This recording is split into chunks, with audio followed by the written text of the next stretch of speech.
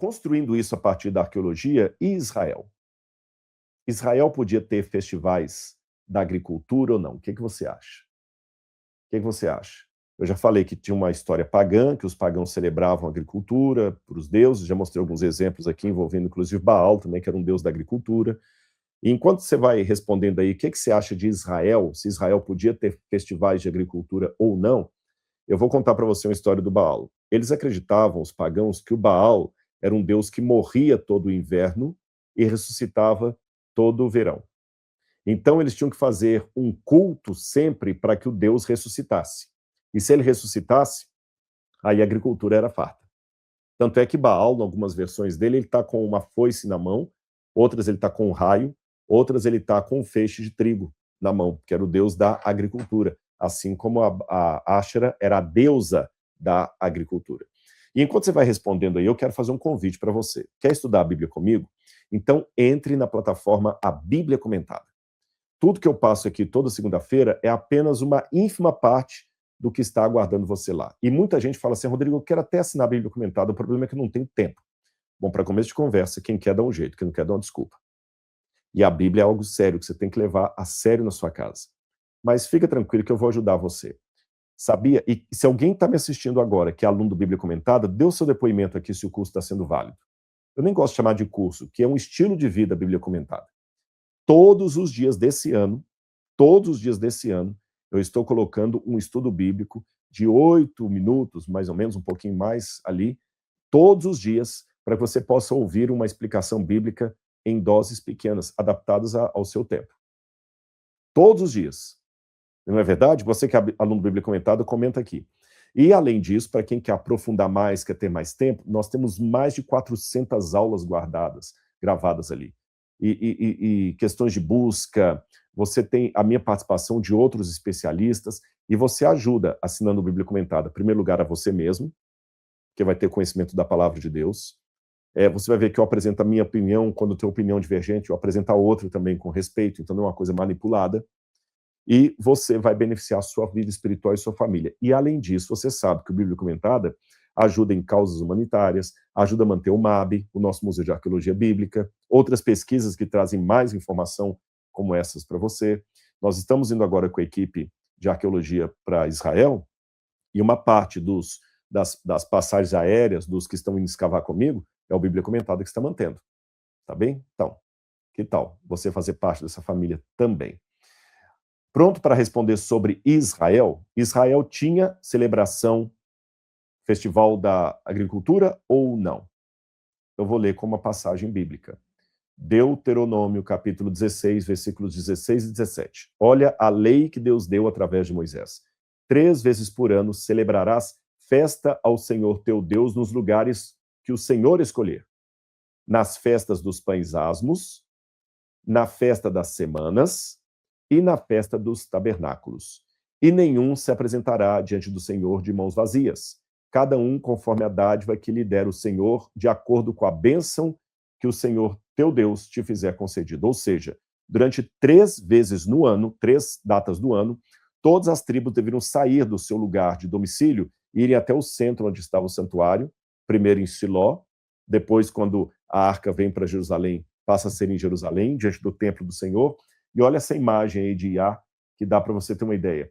Todo mundo vai para lá levando os feixes dos primeiros plantios, dos primeiros frutos. Olha como é que era parecido o calendário agrícola judaico com o calendário dos outros povos que eu mencionei para vocês. Aqui tem os meses do calendário, né? O mês de Abib, que é o início da primavera. Então você tem ali a colheita da cevada, que eu havia mencionado para vocês. Depois começa, seguindo a primavera até o verão, a colheita de outros cereais, especialmente o trigo. Aí você tem no mês de Tamuz, que é a primeira colheita da uva, que equivale mais ou menos ao nosso mês de setembro. E você, então, tem em todo esse processo as festas. A festa da Páscoa, que era a festa da primavera, a festa dos pães asmos, que era o início da colheita da cevada. Você tinha a festa do Pentecostes, também chamado de Shavuot, ou festa das semanas, colheita do trigo, de maio e junho. E você tem a festa dos tabernáculos, ou Sukkot, que era a festa final dos frutos e da uva. Então você vê que as principais festas do calendário judeu, dado por Deus, eram festas relacionadas à agricultura. Então a primeira coisa que eu aprendo aqui é que Deus nem tudo tratou preto no branco. Falou assim, olha, não, então, se os pagãos fazem isso, vocês não podem fazer nada parecido. Não. Deus deixou. Por exemplo, os pagãos tinham sacrifício de animais. Deus também instituiu o sacrifício de animais.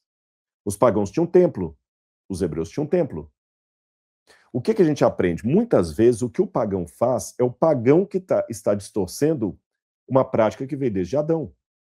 Adão foi o primeiro a celebrar com sacrifício de animal. Então, quando o mundo pagão faz sacrifício de animais na época de Moisés, na época dos hebreus, eles é que estavam deturpando a tradição adâmica. Então, Deus, em vez de falar assim, já que os pagãos fazem sacrifício, vocês não vão matar animal nenhum, Deus falou, não, vocês também vão sacrificar como os pagãos. Sacrificar como eles sacrificam, mas de um modo diferente do que eles fazem. Entendeu aqui o trocadilho? Quando eu falo vão sacrificar como eles sacrificam, no sentido de os pagãos sacrificam, vocês também sacrificam. Eles sacrificam ovelhas, vocês vão sacrificar ovelhas. Mas não do modo como eles sacrificam, não será para idolatria nem nada. Mas eu noto, quando eu comparo a prática do festival de colheita dos hebreus e do mundo pagão, era muito parecida em alguns aspectos, em termos de estrutura.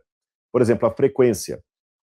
Em Ugarit e nos cananeus, era vinculada rigidamente aos ciclos da fertilidade e do ciclo de Baal. Nos hititas, grandes festivais de primavera e de outono. Aí você tem lá um mandamento, né? 3 vezes ao ano. A geografia do culto. Na prática cananita, os santuários locais, chamados de Bamot, e o templo real na acrópole de Ugarit. O povo tinha que se dirigir para esse lugar.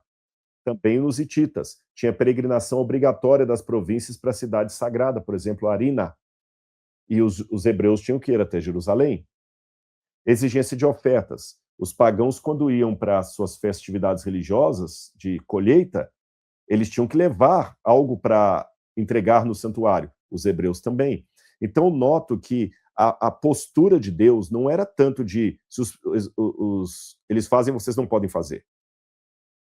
Vocês podem fazer, mas de um modo diferente, tá bem? Diferente. E o que a Bíblia coloca como modo diferente? Bom, primeiro que a festa deles é fruto do paganismo, mas a de vocês é de uma aliança. Deus promete, eu darei a chuva da vossa terra a seu tempo, recolherás o teu cereal, o teu vinho e o teu azeite, Deuteronômio capítulo 11, versículos 13 a 17. Então, o que a Bíblia condena? Ela condena culto a outros deuses, práticas religiosas dirigidas a ídolos, atribuir bênção e fertilidade a divindades que não sejam o próprio Deus. Depois você dá um print nessa tela aí e lê cada uma dessas passagens, tá bom? Tentar adorar a Deus por meio de práticas pagãs. É isso que a Bíblia condena, é isso que nós não podemos nos misturar.